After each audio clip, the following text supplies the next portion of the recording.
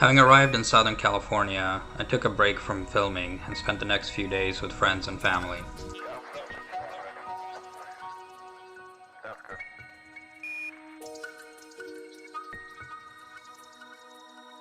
I had a wonderful time. I took the opportunity to play around with a new camera in low light conditions.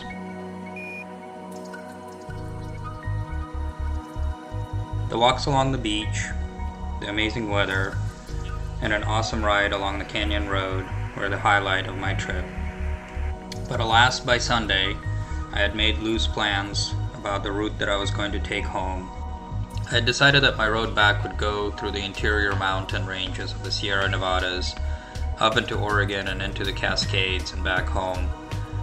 The main destinations that I was planning to hit were Lake Tahoe, Crater Lake in Oregon, the Bugsby Hot Spring, and then make my way back via Mount St. Helens and Rainier.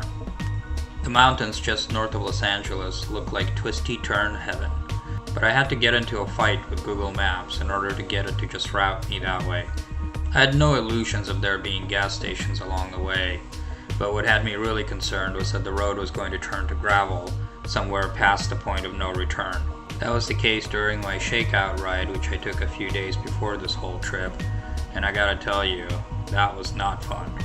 But this time, Google miraculously guided me around all of the seasonal road closures and took me along a beautifully paved road all the way across that mountain range. It was difficult to part ways with such friendly company, and I got a little bit of a late start that day, which allowed for some beautiful sunsets and low light photography.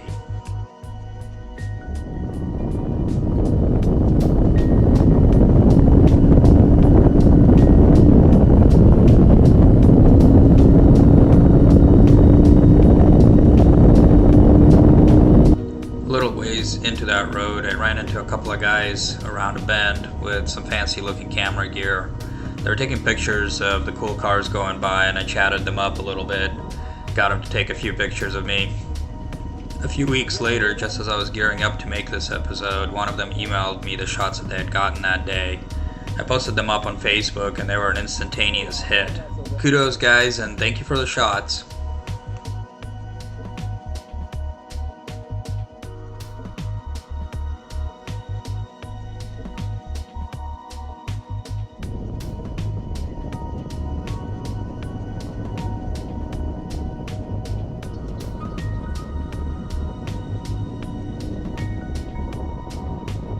But as I came out of those mountains, I entered the flattest desert I've ever been in. And what's worse is that despite that it was well into the night, the temperatures were well into the 90s. Highway 395 was as straight and flat as you could possibly get it, with plenty of visibility. The center divider was a quadruple painted line, which meant to me that during the day, this was going to be a high traffic area. The vast majority of the highway was only one lane each way, and passing zones were few and far between.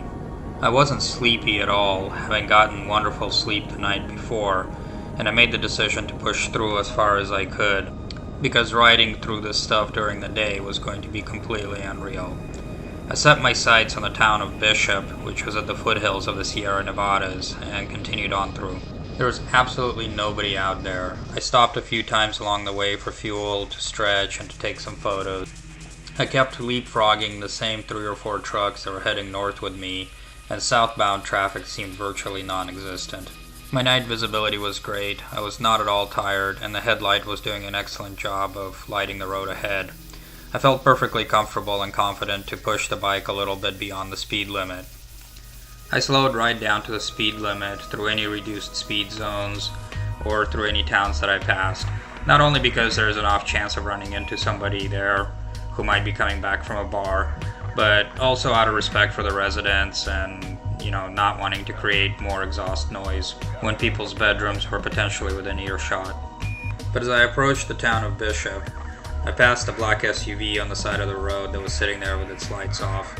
I knew right away what this was going to be all about, and a few miles later, as I was slowing down for the town, the SUV came up behind me and turned on its red and blue lights.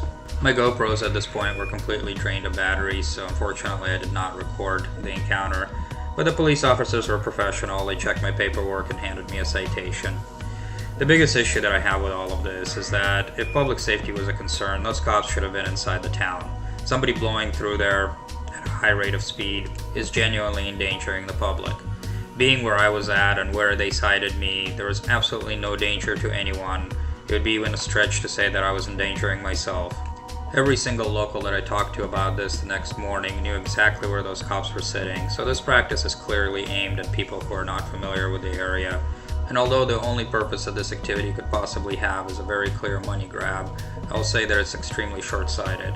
I'm going to ensure that there's no way that they're going to make money on my specific citation, and I would wonder how much money they really make off of these things. That said, it has definitely spoiled my taste for the town of Bishop, and I have absolutely no desire to visit that place again. There are plenty of other destinations out there where law enforcement focuses on things that actually matter and is not looking to just make money on the tourists.